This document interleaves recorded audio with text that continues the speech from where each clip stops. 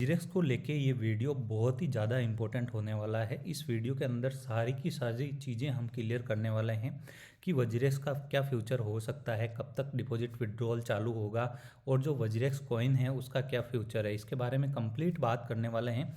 इस वीडियो को एंड तक ज़रूर देखिएगा। आपको बहुत सारी हिडन चीज़ें हैं जो कि अभी कोई डिस्कस नहीं कर रहा है, उसके बारे में भी हम बात करने वाले हैं।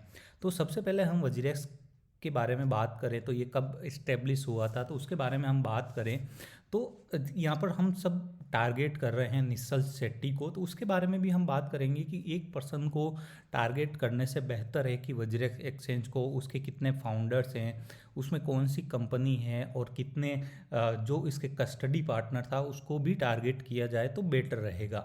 तो यहाँ पर सबसे पहले तो बता दूं कि जो भी ओल्ड लोग हैं जिन्होंने 2017-18 का बुल रन देखा तो उनको सबको पता होगा कि उस बुल रन के दौरान यहाँ पर ये वज्रेक्स एक्सचेंज लॉन्च हुआ था। और उस दौरान यहाँ पे बाइनेंस को भी ज़्यादा टाइम नहीं हुआ था, उस टाइम बाइनेंस को भी अराउंड 1-2 साल ही हुए थे लॉन्च हुए। एंड काफ़ी अच्छा सॉलिड यहाँ पे प्लेटफॉर्म लॉन्च किया था वज्रेक्स ने, और क्विकली यहाँ पे डिपॉजिट हो रहा था, विड्रॉल हो रहा था, सारी चीज़ें बहुत अच्छे से उन्होंने वेल प्रोफेशनल तरीके से वहाँ पे इस्टेब्लिश की थी।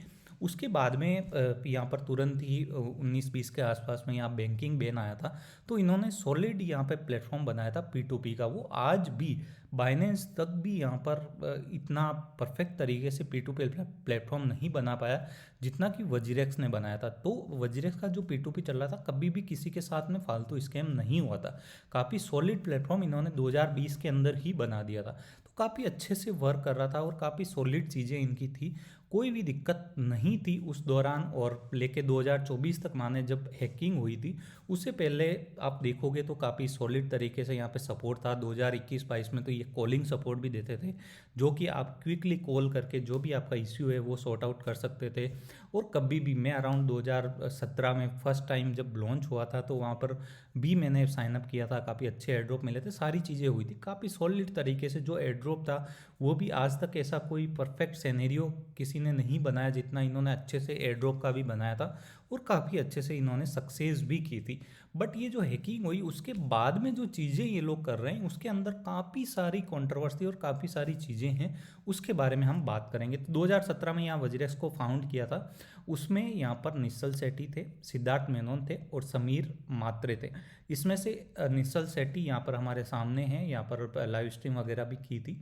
इसके बाद में हम बात करें यहाँ पर सिद्धार्थ मेनन की, तो सिद्धार्थ मेनन के बारे में हम बात करें तो सिद्धार्थ मेनन यहाँ पर सिर्फ और सिर्फ वज्रेक्स के ही फाउंडर नहीं है, यहाँ पे को फाउंडर बताया जा रहा, बट ये यहाँ पर इनके ट्विटर हैंडल पे जाओगे तो सिद्धार्थ मेनन को फाउंडर टेग्रोफाई के हैं, वज्रेक्स इंडिया के हैं एंड क्राउड फायर के यहाँ पर इन्होंने अपने आप को फाउंडर माना है। और यहाँ पर बता दूं कि टेग्रोफाई क्या है, तो इसके बारे में आप देखोगे तो इन्होंने डिसेंट्रलाइज एक्सचेंज क्रिएट किया हुआ है। काफ़ी टाइम से ये एक्सचेंज चला रहे हैं, काफ़ी सारी बाउंटीज़ वगैरह, बट यहाँ पर कोई भी सेंस नहीं है इनका। परफेक्ट तरीके से इन्होंने डिसेंट्रलाइज एक्सचेंज लॉन्च किया हुआ, तो इसके बारे में भी हम बात करेंगे।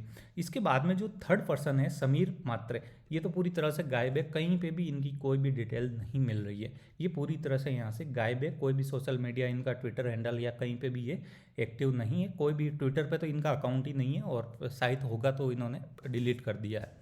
तो ये हो गए 3 पर्सन हैं, इन्होंने लॉन्च किया था और जेनमाई टेक नाम की कंपनी को रजिस्टर करके इन्होंने लॉन्च किया था। और इसके बारे में भी चीज़ें महाराष्ट्र में रजिस्टर्ड है, सारी चीज़ें, इनका एड्रेस वगैरह भी आपको यहाँ पर मिल जाएगा। इसके अंदर भी जो डायरेक्टर है निश्चल शेट्टी, समीर मात्रे एंड यहाँ पर मुत्तु स्वामी करके लेयर हैं, मुत्तु स्वामी करके, ये 3 पर्सन हैं। तो इनकी जो ऑफिशियल वेबसाइट है उसके अंदर जो चीज़ें दे रखी मैं आपको बता रहा हूँ, मैं पर्सनली अपने आप से कोई भी चीज़ें नहीं बता रहा हूँ। वज्रेक्स के ऑफिशियल ब्लॉग पोस्ट के अंदर ये चीज़ें दे रखी कि इनके फाउंडर कौन है, तो 3 लोगों का यह को फाउंडेड बाई ये चीज़ें हैं। और जब ये लॉन्च हुआ था तो इन्होंने BP2 टोकन्स, या BP2 तो अभी एंड ही हो गया, बाइनेंस का इन्होंने लॉन्च किया था बाइनेंस चेन के ऊपर। बाइनेंस वालों ने खुद का पर्सनली एक चेन लॉन्च किया था, तो वो अभी सस्पेंड कर दिया उन लोगों ने, तो उस पर ये लॉन्च हुआ था, तो उनकी काफ़ी हाइप थी जब लॉन्च हुआ था BP2। तो उस टाइम इन्होंने उस चेन पे लॉन्च किया और उसके बाद में बाइनेंस पे लिस्टिंग हुई थी और काफ़ी अच्छा परफॉर्म किया था और लोगों को काफ़ी अच्छा रिटर्न भी मिला था, कोई भी दिक्कत नहीं थी। यहाँ पे भी लिखा हुआ बैंकिंग बैन के दौरान भी इन्होंने काफ़ी अच्छा मैकेनिज्म तैयार किया था 2018-19 के अंदर, और वजीरेक्स टोकन लॉन्च किया था और जो कि 2018 में लॉन्च हुआ। काफ़ी अच्छी रेटिंग थी और सारी चीज़ें फेट INR डिपॉजिट विड्रॉ में कभी कोई दिक्कत नहीं आई। क्रिप्टो डिपॉजिट ले लो, विड्रॉ ले लो, अगर आप गलत भी कर देते, यहाँ पर TRC20 USDT भी नहीं था, लिस्टेड नहीं था, फिर भी अगर लोग, जैसे मैंने भी 1-2 बार कर दिया था कि इनके जो ट्रॉन का एड्रेस था उस पर TRC20 USDT डाल दिए थे, तो भी इन्होंने सॉलिड जो सपोर्ट था वो वितिन 2 वीक्स का वो टाइम देते थे, बट वितिन 4-5 दिन के अंदर आप कंप्लेन करो कि मैंने गलत एड्रेस पे भेज दिया तो आपका वो TRC20 यहाँ पे सपोर्टेड नहीं था, फिर भी आपको सपोर्ट की मदद से तुरंत ही आपको जो टोकन्स थे या जो भी आपके यूएसडीटी थे मिल जाते थे, अगर आप गलत एड्रेस पे भी भेजते थे तो काफ़ी चीज़ें अच्छी थी। अब ये बिगड़ने का रीज़न भी अपन देखेंगे आगे पूरे वीडियो के अंदर। इकोसिस्टम और सारी चीज़ें इन्होंने काफ़ी सॉलिड की थी, लॉन्च पैड सेल वगैरह। तो ये इनिशियल लेवल की मैं बात बता रहा हूँ। जेनमाई टेक के बारे में आपको बता दिया कि ये कंपनी रजिस्टर्ड की 2017 में और सारी चीज़ें की। अब जो हैकिंग हुई है, हैकिंग के पीछे जो रीजंस हैं, क्लोज रीजंस, अभी किसी को नहीं पता कि किसने क्या हैकिंग की। अभी तक कोई भी क्लियर यहाँ पे नहीं हुआ कि क्या हैकिंग का रीज़न है। इसमें में भी चांसेस हैं कि काफ़ी इनकी टीम के बीच में सेटलमेंट नहीं बैठ रहा है। उसका रीज़न बता दूं कि सिर्फ और सिर्फ निश्चल शेट्टी को लेके, अगर निश्चल शेट्टी को आप छोड़ दो तो यहाँ पर निश्चल शेट्टी बराबर यहाँ पे सारी अपडेट दे रहे हैं, कुछ लोगों को रिस्पॉन्स भी कर रहे हैं। उसको छोड़ देते हैं अगर, तो यहाँ पे सिद्धार्थ मेनन को ले के देखो तो यहाँ पे ये भी पूरी तरह से वजीरेक्स के बारे में 3-4 महीने हो गए, कुछ भी नहीं।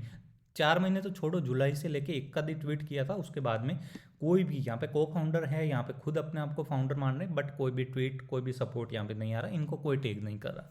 सिद्धार्थ मेनन को आप छोड़ दीजिए। इसके बाद में जो पर्सन था, मैंने अभी आपको बताया था, जो कि यहाँ पे संदीप मात्रे करके हैं, समीर मात्रे, ये तो पर्सन पूरी तरह से गायब है। 2 लोगों को आप छोड़ के ये निश्चल शेट्टी को टारगेट करो और चलो आप टारगेट करो, उसमें तीसरा पर्सन कौन आ रहा है उसके अंदर हम देखेंगे। एक ट्विटर हैंडल है जस्टिस फॉर वजीरेक्स यूजर्स, ये काफ़ी अच्छे से काम कर रहे हैं वजीरेक्स के यूजर्स को उनकी आवाज़ उठाने के लिए। तो यहाँ पर हम बात करें तो उन्होंने भी ये चीज़ें मानी कि जो लिमिनल फाउंडेशन है उनके थ्रू यहाँ पे कस्टडी पार्टनर था ये वजीरेक्स का, जिसमें कि इन्होंने सिक्योरिटी दे रखी थी वजीरेक्स के फंड की, वो बंदा पूरी तरह से गायब हो रखा है, उसको भी कोई टेक नहीं कर रहे हैं।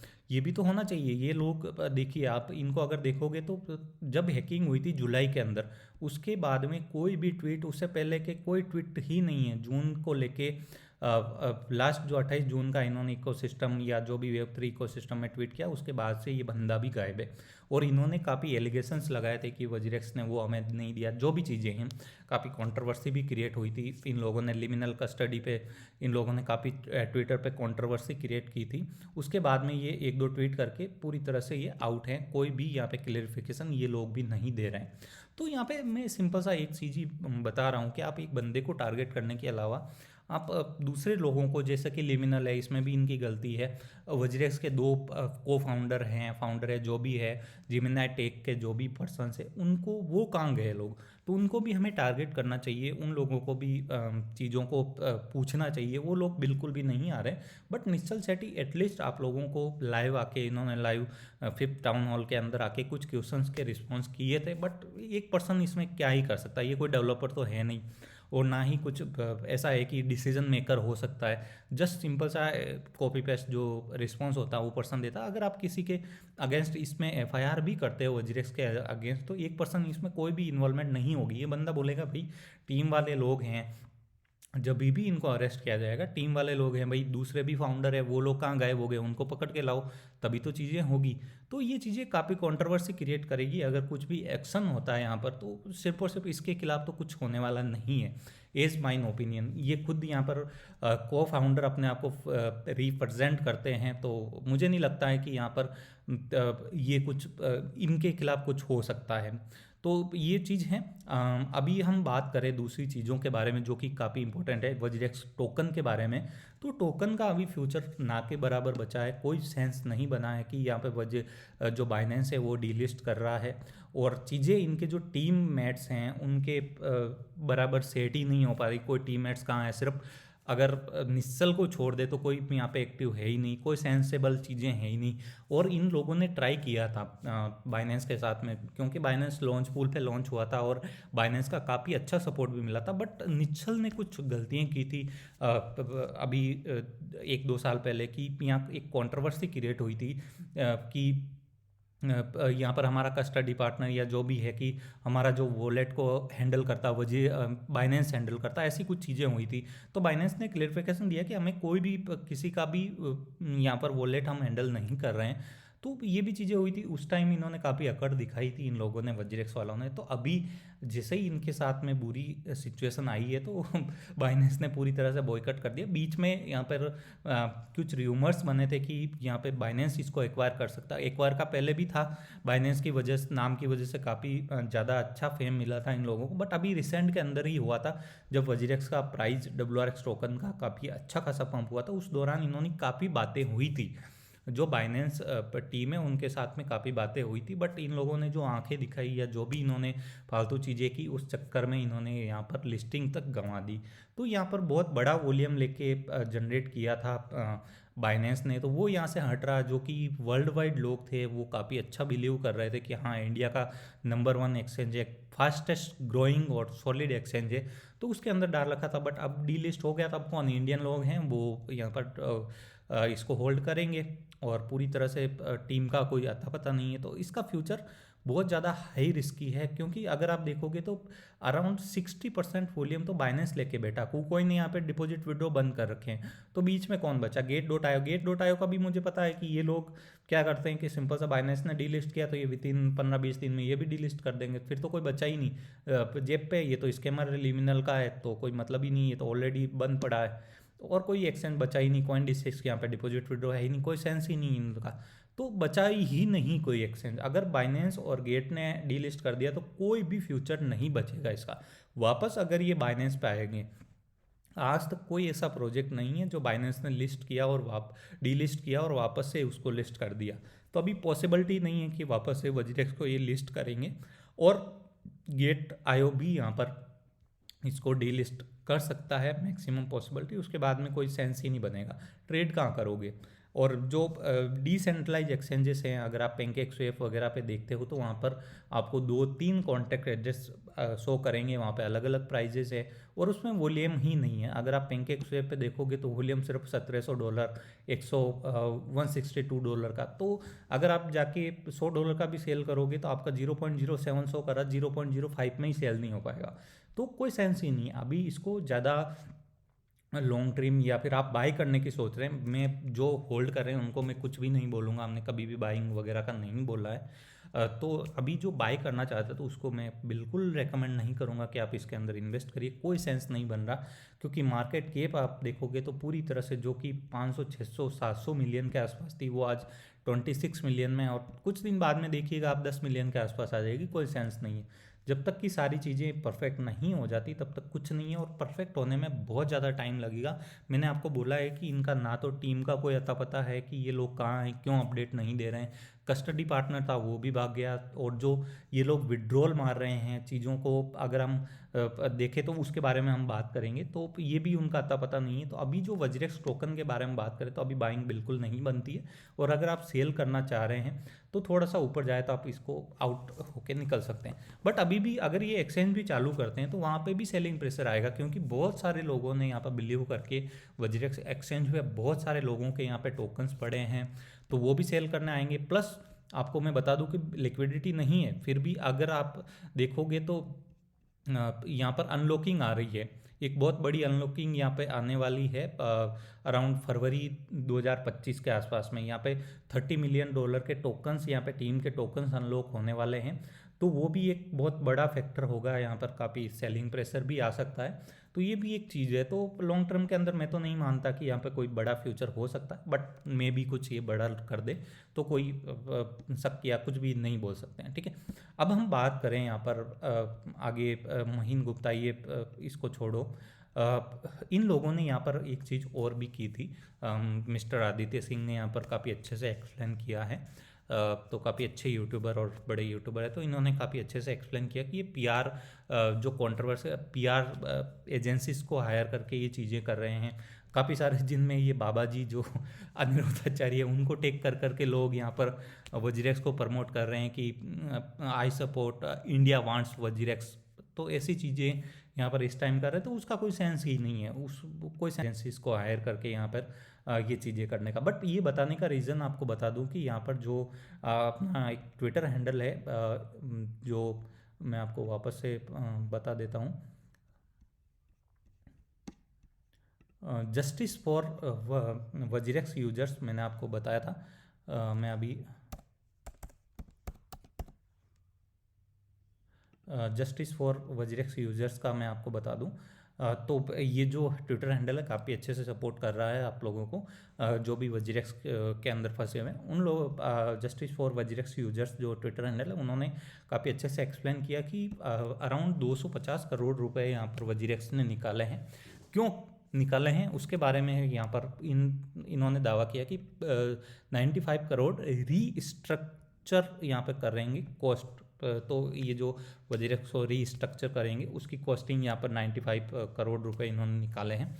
बिजनेस रिकवरी यहाँ पर नई जो डेस्क लॉन्च करेंगे, इसका कोई सेंस नहीं है। 85 करोड़ है इनका ऑलरेडी डेस्क, जो इनके सिद्धार्थ मेनन है या जो भी पर्सन बंदा है इनके टीम का, उन्होंने ऑलरेडी यहाँ पे टेग्रो एक्सचेंज जो डिसेंट्रलाइज एक्सचेंज है वहाँ पे कुत्ता भी नहीं आता, एक भी यूज़र नहीं है, कोई ना तो जीरो वॉल्यूम है ना ट्रेड है, कोई सेंस नहीं है। खुद ने एक दो ट्रेड मारी लॉन्चिंग के टाइम, टेस्टिंग के टाइम, उसके बाद में जीरो ट्रेडिंग, कोई सेंस ही नहीं है यहाँ पर, कोई भी यहाँ पर ट्रेडिंग वॉल्यूम नहीं है। तो डेक्स बाइनेंस डेक्स फेल हो गई। बाइनेंस डेक्स इतनी बुरी तरीके से फेल हो गई, इतनी सॉलिड डेक्स थी, तो मतलब ये वजीरेक्स की डेक्स को कौन यूज़ करेगा। बाद में जो 45 करोड़ है, ये जो डिस्प्यूट है बाइनेंस के साथ में चल रहा था और फंड को वापस से रिकवर करने में हैकर से, उसके अंदर इन्होंने वेस्ट कर दिया, कोई सेंस ही नहीं। उसके बाद में जो लीगल फीस होती है, ये सिंगापुर कोर्ट के अंदर चीज़ें कर रहे हैं, उसके अंदर 25 करोड़ रुपए इन्होंने वेस्ट कर दिए। कोई सेंसेबल नहीं है ये लोग क्या कर रहे हैं क्या नहीं। बट अब इसके बारे में कुछ ज़्यादा डिटेल में क्या ही बात की जाए, क्योंकि कुछ क्लियर है ही नहीं। ये लोग झूठ पे झूठ बोल रहे हैं कि हाँ वो कर रहे हैं वो कर रहे हैं, कोई अभी। और जो विड्रॉल चालू होगा, यहाँ पर विड्रॉल के बारे में भी बात की हुई है। विड्रॉल के बारे में हम बात करें तो आप लोगों को क्या करना पड़ेगा, एक बहुत बड़ा फॉर्म है वो फिल करना पड़ेगा आपको, अपना Aadhaar card, PAN card, live selfie, और इसके साथ साथ में एड्रेस प्रूफ, लोकेशन, सारी चीज़ें, और एक बहुत बड़ा आपको एग्रीमेंट साइन करके इनकी वेबसाइट पे अपलोड करना पड़ेगा। तब जाके आप लोगों को मिड अप्रैल में, तो आप मान के चलो अप्रैल मई के दौरान आपको विड्रॉ मिल पाएगा। उसमें भी श्योर नहीं है कि आपके पास में क्रिप्टो थे, कि लाइक बिटकॉइन था कि एक बिटकॉइन था तो एक बिटकॉइन मिलेगा, ये श्योर नहीं है। इसमें यहाँ पर लिखा हुआ भी है कि एक बिटकॉइन था तो वो आपको एक बिटकॉइन मिलेगा। वो किस लिए लागू है कि जब हैक हुआ था 28 जुलाई को, तो आपने 18 जुलाई 19 जुलाई को अगर आपने एक बिटकॉइन इन्वेस्ट किया था या डिपॉजिट किया था तो आपको एक बिटकॉइन मिलेगा। उससे पहले, हैक होने से पहले आपके पास में कोई एसेट था, उसका पूरा का पूरा आपको फंड मिलेगा, ये कोई भी गारंटी नहीं है। तो इस चीज़ को आप नोट करिए, और ये जो केवाईसी आपको करनी ही पड़ेगी। तो मैं ये रिकमेंड करूँगा कि आप लोग, अगर आपके पास बड़ा फंड था तो ऑफकोर्स आप कर लीजिए।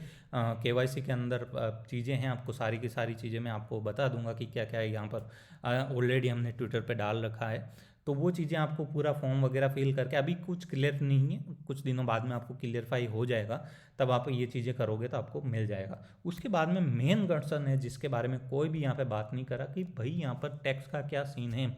यहाँ पर आपको 110% है। अगर आप OGX पे रेगुलर ट्रेडर थे तो आपको नोटिस आ सकता है आने वाले 2025 के अंदर कि भाई बताओ, कोई बात नहीं कर रहे हैं, धीरे धीरे ये लोग बात करेंगे। और एक फ़नी क्वेश्चन भी आ रहा है कि भाई जो एयर ड्रॉप मिला था उन लोगों को अभी कुछ नहीं करना है, जिनके फंड है $5-10 $15, वो KYC भी ना करे, जो भी इन्होंने मांगा है वो चीज़ें फालतू की ना करे। जिनके पास बड़ा फंड था वही ये चीज़ें करे, जो ये बोल रहे हैं कि भाई यहाँ पर मैं आपको फॉर्म बता दूँ सारी, आप देखोगे तो हमने डाल रखा है यहाँ पर बहुत सारी क्लियरिफिकेशन कि भाई आप जो फंड है वो विड्रॉ करोगे तो कोई जो गेमिंग वेबसाइट है वहाँ पे नहीं करोगे। तो इनको क्या पता है कि भाई गेमिंग वेबसाइट है, कौन स्कैम है, खुद ही स्कैम है। तो यहाँ पे अपना साइन सारी चीज़ें डालनी पड़ेगी, बहुत सारी यहाँ पे टिक मार्क करके सारी चीज़ें करके यहाँ पर आपको करना पड़ेगा, तब जाके आपको विड्रॉ मिलेगा। तो मैं यही रिकमेंड करूँगा कि आपके पास स्मॉल फंड था या एयर ड्रॉप वगैरह मिल रखा था तो आप मत करो। कोई एयर ड्रॉप वगैरह सब भूल गए हैं, आपको ज़िंदगी में ही नहीं मिलेगा। 2027-28 तक ये दे दें तो बात अलग है। बट हाँ, आपके पास में अच्छा खासा फंड था तो आप ये चीज़ें कर सकते हो, क्योंकि इसके बिना तो आपको मिलेगा नहीं। ये तो साफ और सीधी बात है। और इन्होंने होप कि जल्दी एक्सचेंज चालू हो जाए। और थैंक यू सो मच। और भी मैं वीडियो बनाने की कोशिश करूँगा। वॉलेट काफ़ी ज़्यादा हैक हो रहे हैं लोगों के, उसके ऊपर नेक्स्ट वीडियो आने वाला है। बाकी आप अपना कमेंट जरूर करें, अगर कोई ऐसा क्वेश्चन है तो सॉलिड आप यहाँ पर नीचे कमेंट बॉक्स में लिखिएगा, जिससे कि हम आपको ट्राई करेंगे नेक्स्ट वीडियो के अंदर बेटर वीडियो और भी ज़्यादा मोर इन्फॉर्मेशन के साथ में बनाएं। और ट्राई करिए, आप टारगेट करो सारे जो भी इनके पर्सन्स हैं, यहाँ पर 3 पर्सन्स हैं, इनको टारगेट करो, इन तीनों लोगों का नाम लो। लिमिनर जो कि कस्टडी पार्टनर है उसके फाउंडर, उनको टारगेट करो। सिंपल सा एक पर्सन को आप टारगेट करोगे तो कोई सेंस ही नहीं बनेगा कि भाई यहाँ पर आपके फंड रिकवर हो जाएंगे। बट इसको टारगेट करने से कोई मतलब नहीं है, जैसे अपनी मर्जी से कर रहे हैं। जो भी चीज़ें हैं रीबैलेंसिंग का अपनी मर्जी से इन्होंने किया है, और भी जो चीज़ें हैं कोर्ट के केसेस सिंगापुर में चले गए, वहाँ पे ये फाइट कर रहे हैं, चीज़ें इधर उधर की, ये अपनी मर्जी से ही कर रहे हैं, तो इसमें कुछ होने वाला है नहीं। तो लेट्स सी क्या होता है। होप कि जल्दी विड्रॉ चालू हो जाए और जो भी नेक्स्ट अपडेट होगा आपको दिया जाएगा। Thank you so much.